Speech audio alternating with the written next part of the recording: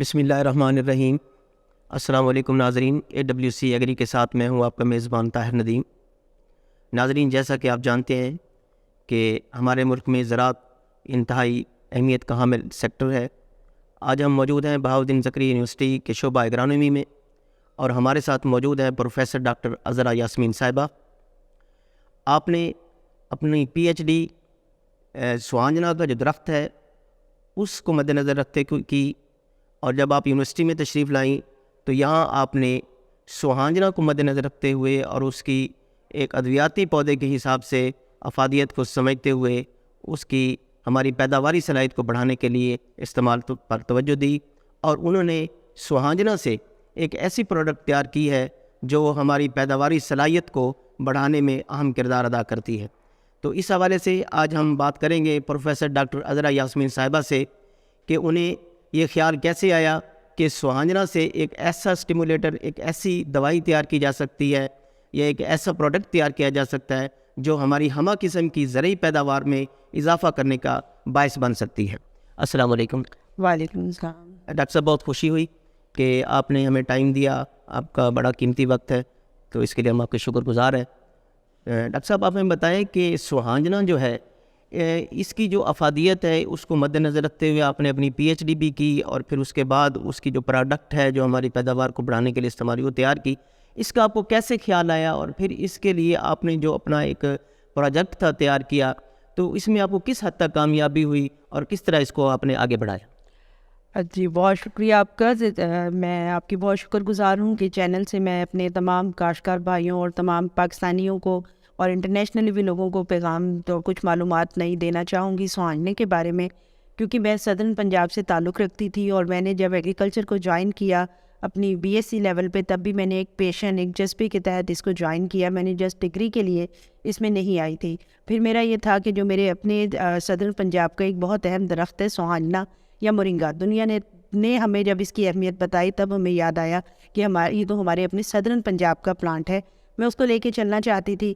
تو میں نے جب PhD کا اپنا تمام ورک ریسرچ پلان کیا تو میں نے اسی کو لیا، اس کے لیف کا مکمل پروفائل لیا، اس کے انالیسس کیے، جو گروتھ ریگولیٹر سائٹوکائنن دنیا میں، پاکستان میں ہر جگہ ملی گرامز میں بھی اس کی ویلیو ہوتی ہے 8000 9000، وہ اس میں اللہ تعالیٰ نے اتنا زیادہ رکھا ہے کہ دنیا اس کو کہتی ہے میریکل پلانٹ، معجزاتی پودا۔ اس میں اتنا زیادہ کیلشیم ہے کہ چرچ کے لیول سے ورلڈ پہ مورنگا فنڈ لائف سوسائٹی جو ہے وہ غریب لوگوں کو مطلب سوہانجنا لگواتی ہے کہ ہم آپ کو پیسے نہیں دے سکتے، لیکن جو شیرخوار مدرس ہیں، شیرخوار بچوں کے لیے جو دودھ پلانے والی مائیں ہیں، وہ ان کو سوہانجنے کے پتے چیو کراتے ہیں، جس سے ان بچوں کے دودھ کی کمی جو ہے وہاں پہ ماؤں کے لیے پوری کرنا آسان ہو جاتی ہے۔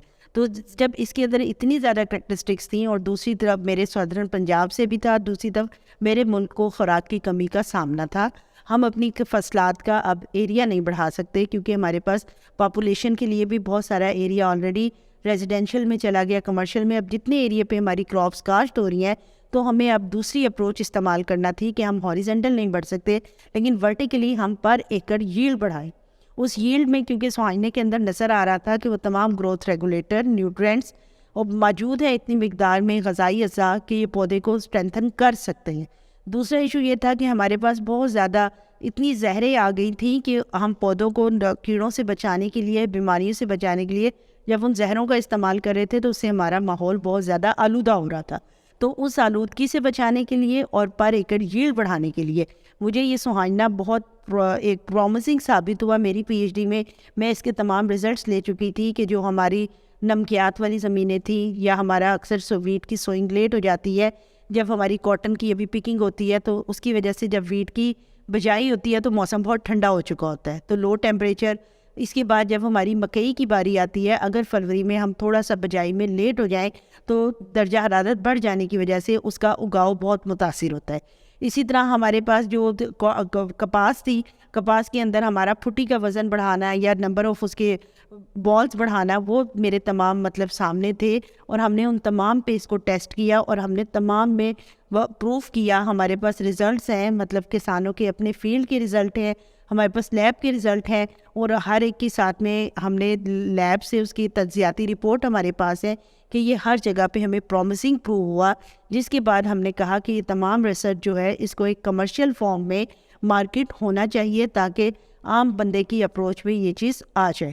ڈاکٹر صاحب ہم دیکھتے ہیں کہ سوانجنا کا جو ہم درخت دیکھتے ہیں جو عام لگا ہوا ہے کھیتوں میں یا لوگ لگاتے ہیں، لیکن آپ نے جو ہمیں دکھایا وہ بالکل چھوٹا سا پودا ہے اور اس کی شاخیں جو جس کو ہم ٹلر بھی کہہ سکتے ہیں وہ بہت زیادہ ہے۔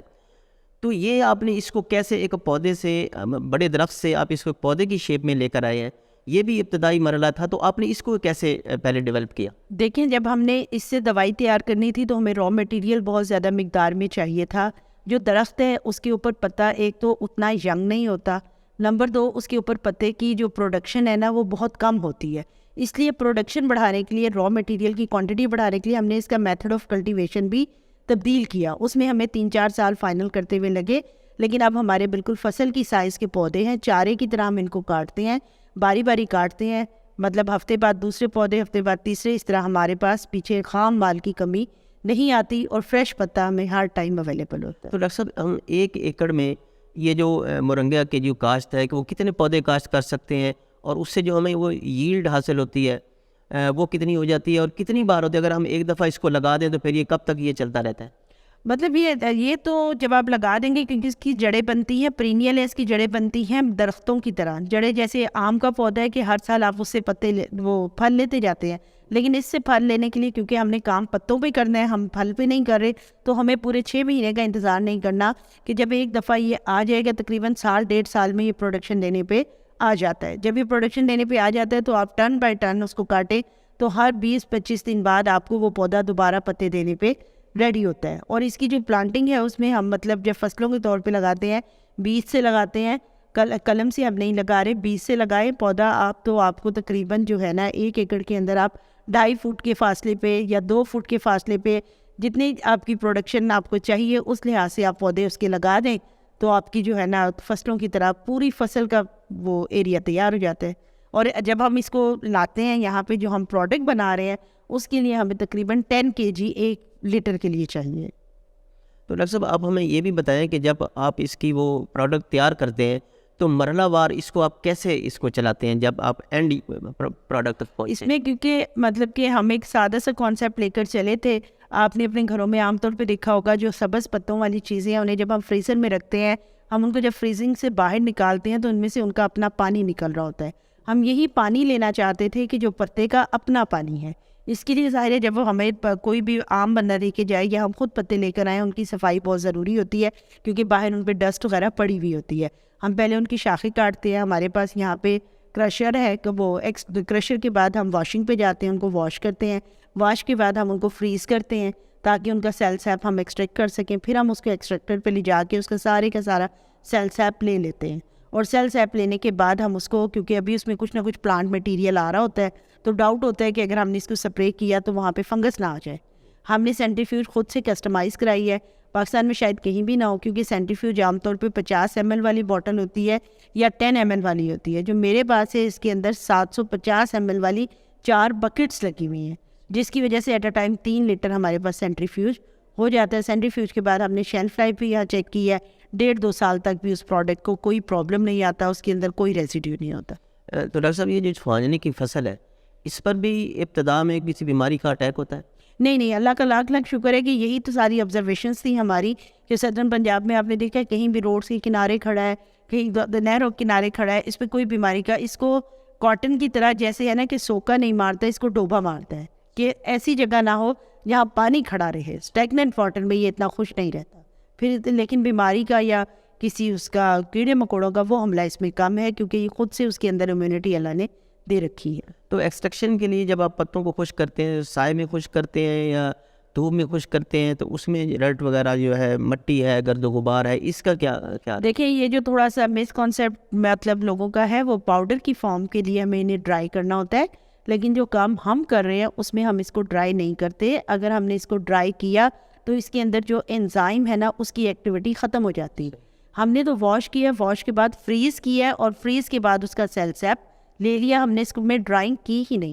اگر آپ اس کو ڈرائنگ کریں گے تو وہ نیوٹرینٹس تو رہ جائیں گے لیکن انزائم ختم ہو جائیں گے۔ کیونکہ وہ بایولوجیکل ہوتے ہیں. ڈاکٹر صاحب یہ جو آپ نے پروڈکٹ تیار کیا ہے اس کو آپ نے کن کن فصلوں پر ٹرائی کیا ہے, ایکسپیریمنٹ کیا ہے, پھر اس کے جو نتائج آئے ہیں وہ کیا رہے؟ ہم لوگوں نے اس کو کاٹن پہ بھی کیا, رائس پہ بھی کیا, میز پہ بھی کیا, پھر اسٹرابری پہ کیا, کریلے پہ کیا. ان سب میں ہم نے یہ دیکھا کہ سب سے پہلی تو بات یہ ہے کہ جڑوں میں بہت زیادہ فرق آتا ہے. جب ہم لوگ اس کو کر رہے ہیں جڑوں میں فرق ایسے آتا ہے کہ اس کے نمبر وہ روٹ ہیئر بھی زیادہ ہوتے ہیں جنہوں نے پانی اپ ٹیک کرنا ہے. ٹھیک ہے, اس کے بعد اس کا لیف کا کلر بہت گرین ہوتا ہے, اور جتنا گرین ہوگا اس کے پاس اتنا کلوروفل ہوگا, اتنی وہ فوٹوسینتھسس کر رہا ہوگا. اور اس کے بعد جب دوسرا پتا مطلب وہ ہو جاتا ہے, ڈرائی ہو جاتا ہے سیزن اینڈ ہونے پہ, ٹیمپریچر ہائی ہونے پہ, لیکن اس کا پتا گرین کھڑا رہتا ہے. تو گندم میں ہم نے دیکھا کہ اس کے سٹے کا سائز بھی بڑھا, اس کے اندر سٹے پہ کے بعد جو جس میں دانہ بننا ہے جس کو ہم اسپائکلیٹ کہتے ہیں اس کی تعداد بھی بڑھی, گرین کا سائز بھی بڑھا. اسٹرابری میں ہم نے دیکھا کہ اس کا فروٹ کا سائز بھی بڑھ گیا. میز کی چھلی پہ جو دانوں کی قطاریں تھیں وہ بھی بڑھی اور دانوں کا سائز بھی بڑھا. پھٹی میں بھی ایسے ہی ملا ہمیں, اور سیم ہمارے رزلٹ رائس میں. اور یہ صرف لیب کے رزلٹ نہیں تھے, یہ فارمر فیلڈ کے بھی رزلٹ تھے. ڈاکٹر صاحب جو آپ کا ایکسپیریمنٹل فیلڈ تھا اس میں جب آپ نے اس پروڈکٹ کا استعمال کیا تو یا اس کو آپ نے بطور سپرے استعمال کیا, اس کا استعمال آپ نے کیسے کیا؟ ہاں جی, یہ آپ کا بہت اچھا کوشچن ہے. اس بارے میں یہ ہے کہ جب ہم نے پی ایچ ڈی میں اپنا فائنل کیا تو ہم نے فولیئر سپرے ہی کیا, پتوں پہ سپرے کر رہے تھے. ہم ہمارے تمام انٹرنیشنلی پیپر ایکسیپٹ ہوئے, پبلش ہوئے, دنیا نے بھی اس بات کو مانا. لیکن اس میں تھوڑا سا ہمیں یہ پرابلم آ رہا تھا کہ جب ہم اس کو سپرے میں لے جاتے ہیں تو ہمیں 3 لیٹر کی بوٹل جو ہے نا مارکیٹ کرنا پڑ رہی تھی. وہ تھوڑا سا انڈسٹری کے لیے تھوڑا ٹف کام تھا. اس پہ ابھی میری فردر ایکسپیریمنٹیشن جاری ہے. لیکن جو ہم نے رجسٹرڈ کرائی, جسے گورنمنٹ آف پنجاب نے برانڈ کے طور پہ رجسٹرڈ کیا, وہ ہماری سیڈ ٹریٹمنٹ ہے. ہم بیج کو ٹریٹ کر رہے ہیں, پتوں پہ سپرے نہیں کر رہے. پتوں پہ سپرے کے رزلٹ موجود ہیں, لیکن جو مارکیٹ میں ہم نے پروڈکٹ دی ہے اور رجسٹرڈ کرائی ہے وہ ابھی ہم بیج کی دوائی کے طور پہ دے رہے ہیں. فولیئر سپرے پہ ہم اگلے سال دیں گے. ڈاکٹر صاحب یہ بتائیں کہ گندم کی جو فصل ہے اس پر آپ نے اس کا فی ایکڑ جو کتنا استعمال کیا, اور اس سے جو پیداوار میں اضافہ ہوا وہ آپ نے کس قدر اس کی اسسمنٹ کی, کتنا اضافہ ہوا فی ایکڑ, یا آپ نے وہ اس کھیت سے کتنی پیداوار آتی؟ مطلب آپ یہ سوچ سکتے ہیں جیسے اس کا نام ہے نا میریکل پلانٹ, معجزاتی پودا, تو وہاں بھی ہمیں بہت سارے معجزے ملے.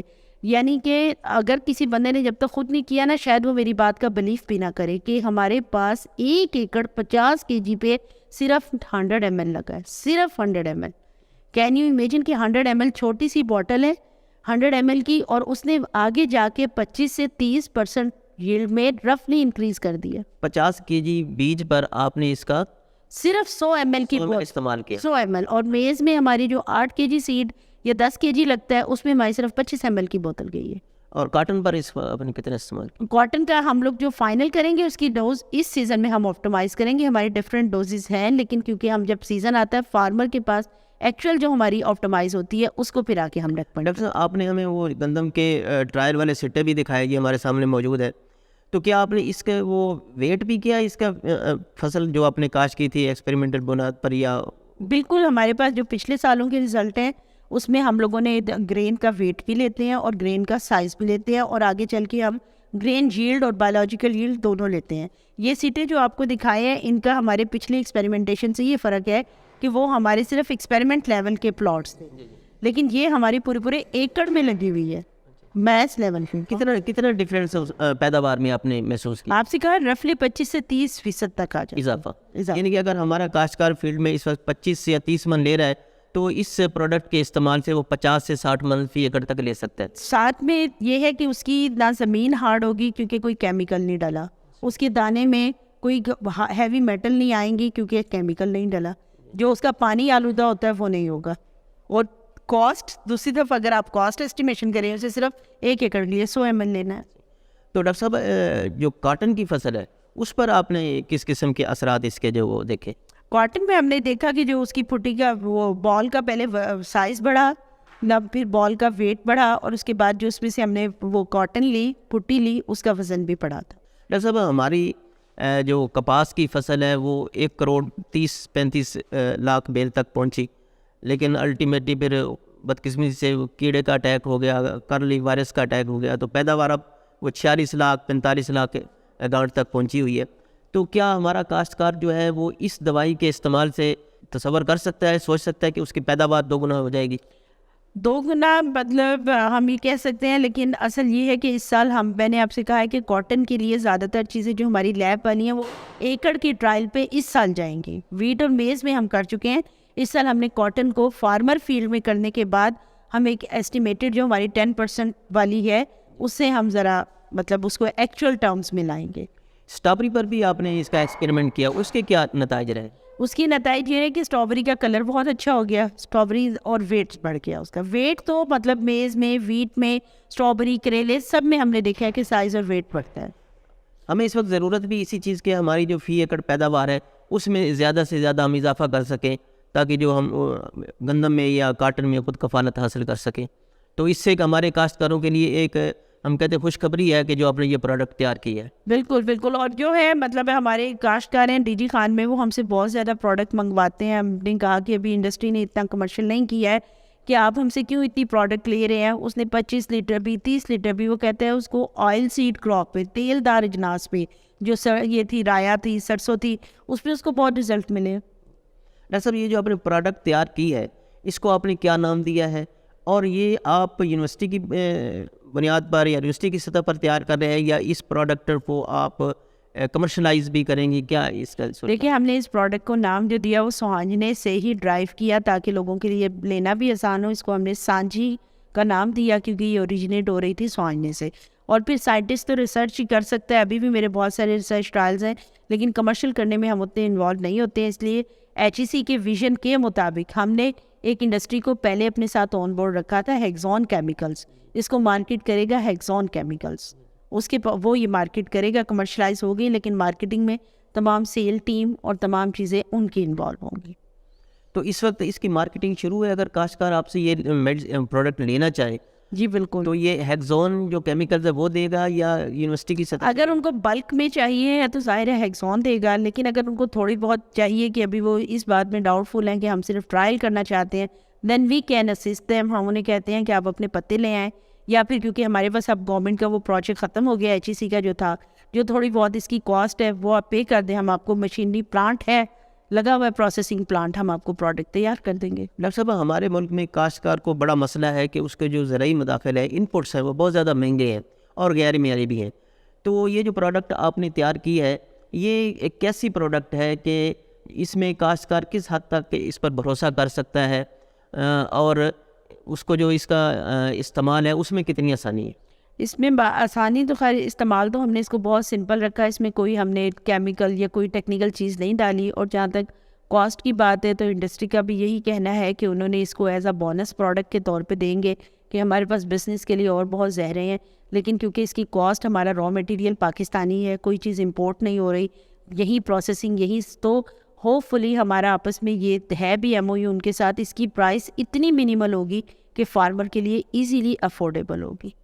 ڈاکٹر صاحب جن پروڈکٹ آپ نے ہمیں بتایا کہ گندم، کاٹن، اسٹرابری پر آپ نے اس کے ٹرائل کی ہے، تو اس وقت جو آپ کے ٹرائل مزید چل رہے ہیں وہ آپ کن کن فصلوں پر کر رہے ہیں؟ اس وقت ہمارے میز کے ٹرائل اور جو ویٹ کے ٹرائل ہے وہ فیلڈ میں ہے، اور کاٹن کے ٹرائل ابھی ہم نے ویٹ ہارویسٹ ہوتے ہی لگا دینے. تو کیا سمجھتے ہیں کہ یہ ہماری جو سبزیاں ہیں جن کو ہم کنزیوم کرتے ہیں، جس پر لوگوں کے پھل ہیں، ان پر بھی بہت زیادہ جو ہم استعمال کرتے ہیں فنجی سائڈ ہے یا جو بھی دیگر سپرے ہے، صحت کے لیے بہت مضر ہے، تو کیا اس کا جو استعمال ہے ہم فروٹ پر بھی کر سکتے ہیں؟